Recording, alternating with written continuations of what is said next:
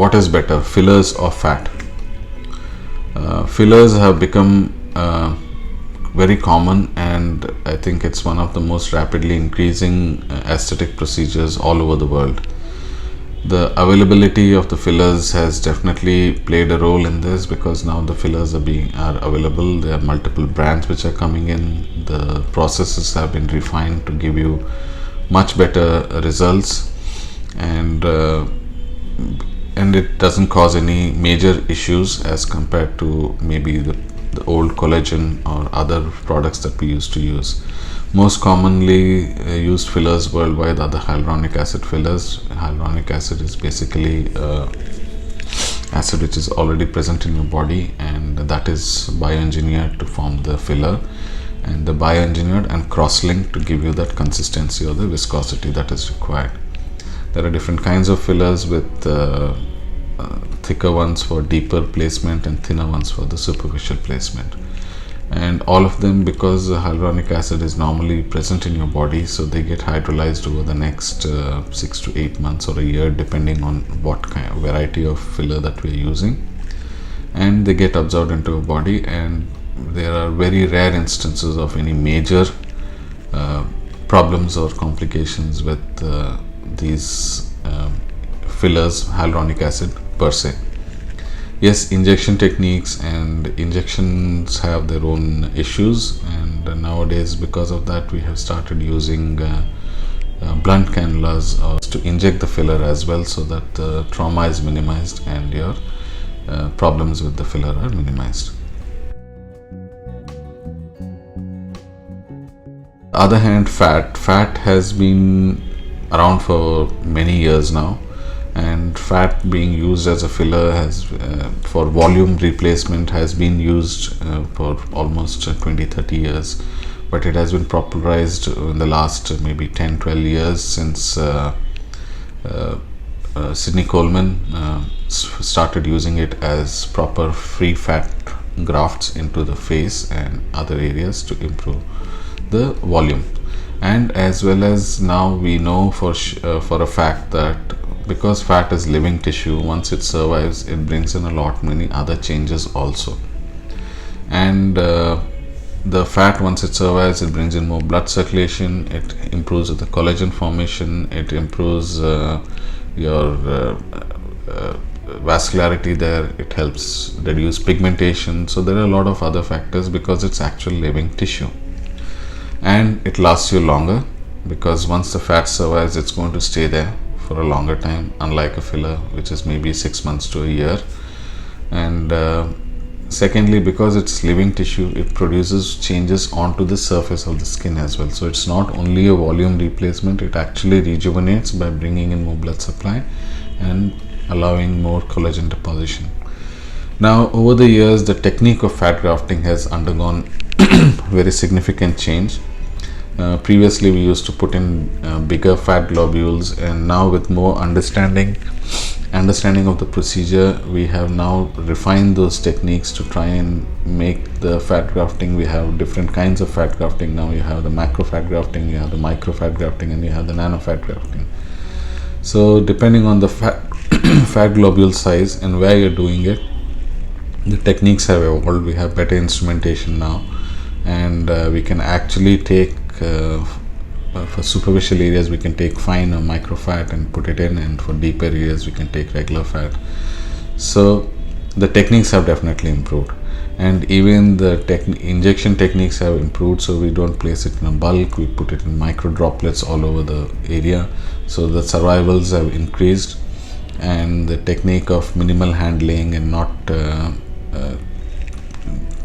centrifuging it and not washing it have all improved the outcomes, because of the stem cells or the stromal vascular fraction, which is also present with the fat that we inject. So that also gives you an added benefit.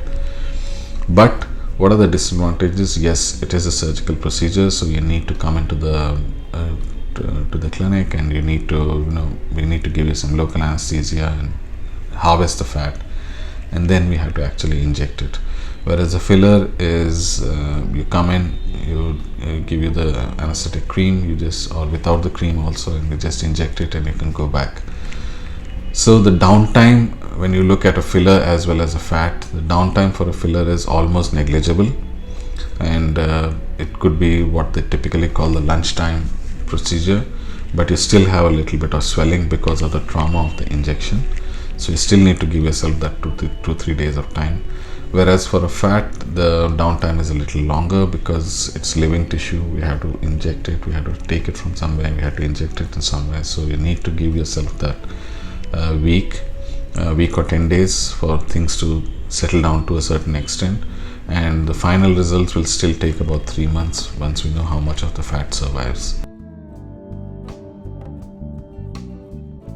In areas, I still prefer fillers over fat. For example, the lips, lip augmentation, I still think the fillers give a better refined result than a fat, because the fat,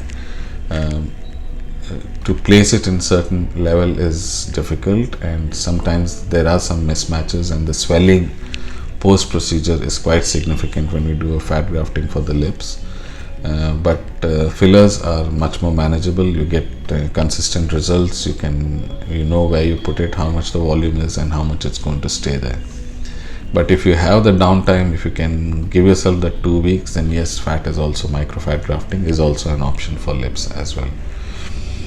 And fat, nowadays wherever a filler has been used, now fat is used. So we can use fat on the face, so typically for the tear trough, temporal area, cheek filling, or just for general enhancement.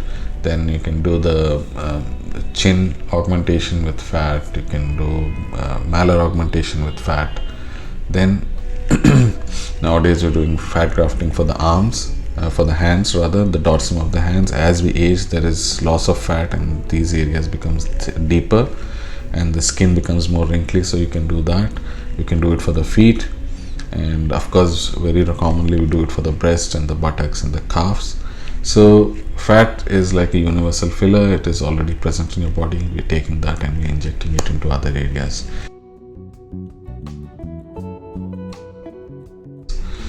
Complications wise, the filler complications are usually more injection related, bleeding or pinpoint bleeding, or there's a collection because of the injection of the filler or the trauma because of this sharp needle, which has now reduced with the use of the blunt needles. But the second thing which also happens is lumps. Lumps can form because of filler as well as because of fat. The thicker the filler, the more chances of it to form lumps. So it is technique dependent as to how it is placed, where it is placed, and which layer of the is placed, whether it's placed on the bone or it is placed superficial. And but that has also, with improved techniques, if you go to a trained person, that is also very minimal. And yes, once the hyaluronic acid stays there, that also induces a little bit of collagen formation. So yes, there will be some changes, but not the same as maybe living tissue like fat. So these are your, whereas rare instances, yes, fillers as well as fat, you can have complications like fat embolism or a filler embolism, which can cause blindness. There are few reports which have been published, and it has happened. So it's not that it's not without complications, but it's relatively safe. There are certain areas where you have to be a little more careful, especially around the forehead when you're doing anything, because the veins are larger. There are more chances of the fat or the filler getting into your retinal artery and vein and causing issues. So, but apart from that, more or less they are pretty, both of them are very well tolerated. So how do you decide whether what is good for you, whether it's fat or filler? My choice, because we are plastic surgeons and even because it's natural tissue, my choice would always be to go with fat. One is it is your own tissue. You have abundant quantities of it, so you're not searching for anything, it's already there. And thirdly, yes, it is living tissue, so it brings in vascularity, it brings in rejuvenation, and we are replacing kind with kind. That is one of the most important principles of plastic surgery, is replace kind with kind. So aging causes fat loss and we are replacing that fat. But yes, downtime is one major issue. And yes, it's a surgical procedure, so you have to undergo sterility. You have to be done under proper conditions. You can't just do it anywhere. It has to be done in a surgical OT. And then you have that waiting period till that fat settles in and gives you the desired results. Fillers, on the other hand, easy to use, readily available, different varieties, different consistencies depending on where you want to use it. Outpatient procedure, you come in, put in the cream, get the injection, and then you go back. So the whether fat or filler is more a decision based on whether you have the time and whether your doctor has the technique, whether he's a surgeon so that he can do the fat grafting for you, and of course the costs. So have a talk with your doctor and then find out what is best for you and find what is your best option. As for me, I would still think living tissue is better. So use your own fat, you have abundance of it. Yes, it's a surgical procedure, but it will still give you long lasting results. Thank you.